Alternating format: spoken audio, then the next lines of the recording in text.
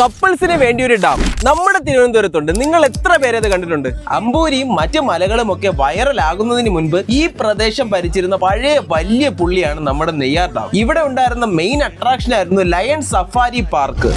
വലിയ വലിയ tiger reserve പാർക്കിലൊക്കെ ഉള്ളതുപോലെ നമുക്ക് ബോട്ടിൽ ചെന്ന് ഈ ഐലൻഡിൽ കയറി ഗ്ലാസ് ബസ്സിലൂടെ കയറി നമുക്ക് നേരിട്ട് ഈ സിംഹങ്ങളൊക്കെ കണ്ട് ആസ്വദിക്കായിരുന്നു. പിന്നെ സിംഹങ്ങളെല്ലാം മരിച്ചു പോയപ്പോൾ അങ്ങനെ ഒരുപാട് പേരൊന്നും വരാത്തത് കൊണ്ട് കപ്പിൾസിന് പ്രൈവസിയോട് കൂടി ടൈം സ്പെൻഡ് ചെയ്യാൻ പറ്റിയ ഒരു പിക്നിക് സ്പോട്ടായി മാറിയിട്ടുണ്ട് ഈ ഒരു ബ്യൂട്ടിഫുൾ ഡെസ്റ്റിനേഷൻ.